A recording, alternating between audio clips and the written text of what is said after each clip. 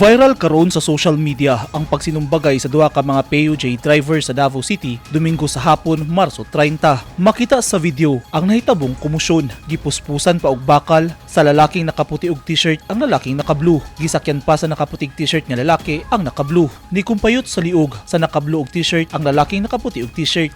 Pero gilamba sa naka-blue og t-shirt ang lalaking nakaputing t-shirt. Nangatumba sila ug padayon nagdumog daplin sa kalsada. Gisulayan pa og uwang sa mga tawo ang nag-away nga mga driver. Parehas nga Route 4 ang ginabiyahian sa duha ka mga PUJ driver.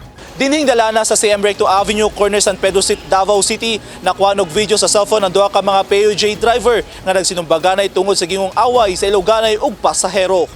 Subay sa investigasyon sa kapulisan, ana sa Southern Philippines Medical Center kun SPMC ang gipuspusan nga driver sa blue nga PUJ tungod sa niaguman nga injury sa dughan. Gipablatter kagabi sa pamilya sa driver sa blue nga PUJ ang nahitabong road rage. Gisubay og gipangita na sa mga pulis ang driver sa yellow nga PUJ nga mao ang lalaking nakaputi og t-shirt sa video. Yes, on the part sa Davao City Police Officer, pala lang mo sila og alarm sa skandal and mag-submit po may report sa Land Transportation Office for possible revocation or suspension sa driver's license po, sir. Seryosohon sa DCPO ang pag-file og kaso aron dili na kini may tabo pag-usab. Ang duha mismo ka mga driver ang kasuhan sa mga pulis. Yes po, sir. Both drivers po, sir.